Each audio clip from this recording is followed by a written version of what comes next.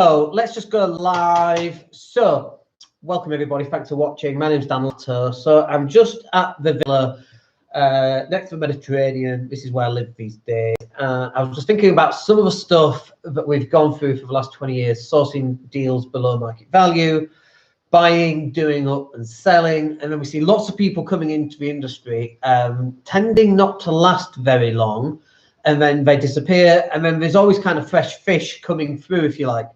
But as someone who's got a lot of experience, like 20 years of buying properties below market value, my experience is different than the young guy coming in who's got like 2 or 3 years experience and everything's going great. And I mean, we've gone through 2008. We've gone close to the bone where we're nearly losing properties, and we were buying properties, and then the prices crashed, and all hell broke loose. And people don't forget just how hard those days are. They're like, oh, it's easy. And it's like, no.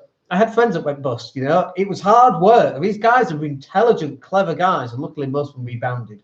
But it's hard work. So I just wanted to share up some of the things that we've done to kind of stay the course that's allowed us to be still here 20 years after, and 12 years after the crash of 2007 and 2008. It was hard times, And so I've got like 4 or 5 different things I just want to run through that'll help you on your journey to be better at what you do, so that when the next crash comes, and people go, oh, there's no crash coming.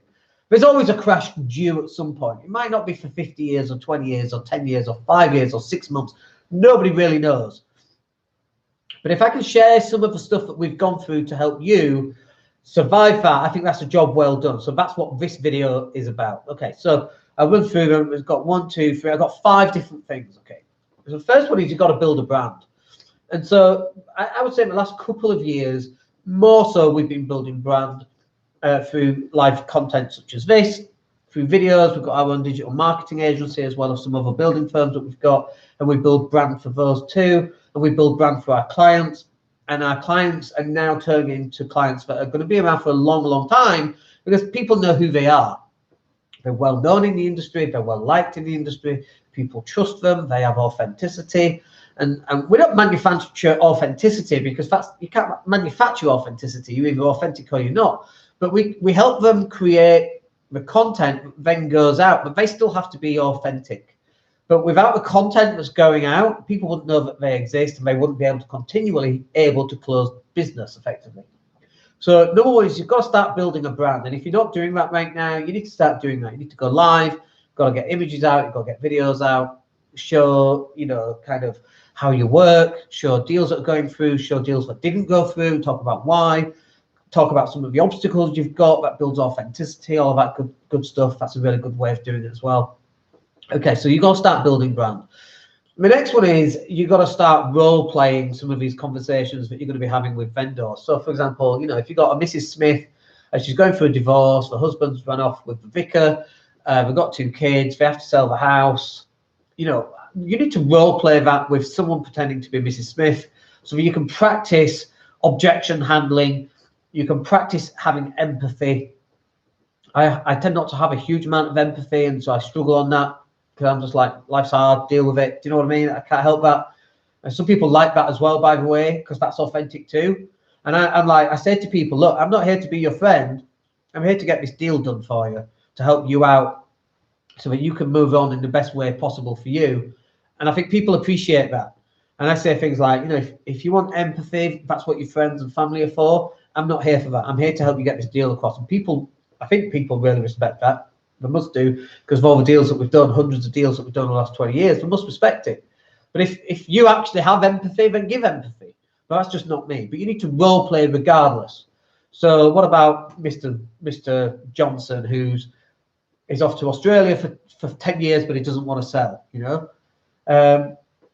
need to practice with a friend and start role playing those conversations. And then when you actually meet Mr. Johnson in real life, or a version of him, you actually know what to say and how to act, and you've got the answers already answered to some of those questions, but you've got to start role playing. Next one, number 3, is you've got to understand the processes involved. You've got to understand, is this a lease option? Is this a rent to rent? Is this a delayed and exchange completion? Is this I need to buy for cash now, today? What is this type of deal? And then when you actually know the type of deal, understand what the processes are to get that deal across the line. And of course, most people don't know what the processes are to get the deals across the line. So you need to go and find that information out. It's all out there. You can sign up for a training course if that's what you want to do for 27 quid, and that'll tell you. Or you can go ask solicitors and ask other people that are getting deals across the line and go and find that information out. But you're going to get asked that by a vendor. So you need to know what that information is as well. Next one is you've got to be doing your own due diligence. You know, if someone says a house is worth £100,000, how do you know it's worth £100,000? Who told you that and when? And what's the motivation of a person that's told you that? Well, an estate agent told me. Okay, so it's probably not worth 100, it's probably worth 90. And well, they said it'd be worth 100. It's worth 70 in its current condition, but if you spend 25 grand on it, it'd be worth 95. Well, yeah, that's obvious. So it's not worth 95 now, and it's not a below market value deal. Because if it was below market value, I'd be buying at 50, spending 25. Now I've spent 75. Now it's worth 95. That's a below market value deal. But you've got to understand this through your own due diligence. You have to do your own due diligence here and make sure that you understand the deal that you're packaging up actually stacks up. You're responsible for that, not me, not the person buying it, although they have some responsibility too. And ultimately, they are responsible. But you have a responsibility from an ethical point of view. You know, we talk about ecological. It's good for me, good for you, good for them, good for planning. And everything that we try and do is ecological to as much as we can. He says driving a gas-guzzling car. We're getting a Cybertruck. Relax. Put the order in. It's 2 years away, but we're getting there. And, you know, we're changing.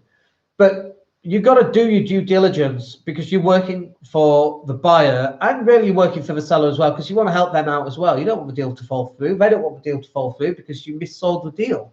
So you've got to do your own due diligence. And then finally on this is a really important one. You've got to keep going until you get a yes is the answer.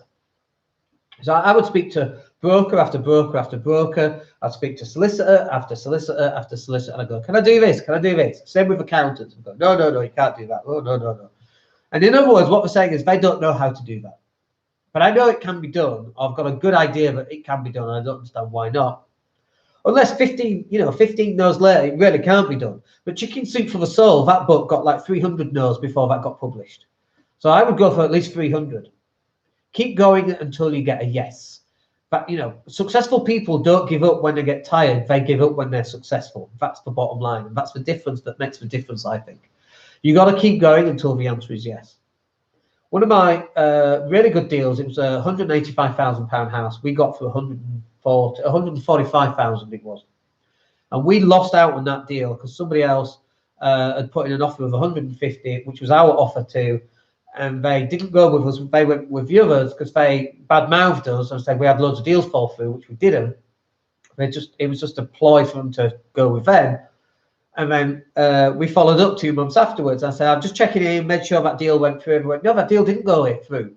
It fell through with the other guy that said, all our deals fell through. And I thought that was quite funny. And I said, well, we did tell you that, you know, we had cash available. We showed you the bank statement. We literally had the money sat in the bank. We showed them the bank statements. And they just went with the other company for whatever reason. And so we came back and we actually negotiated another £5,000 off that. And it's like this idea, we just kept going with this deal. We stuck with it. That property is now worth £210,000 on a bad day. We got it for 145,000.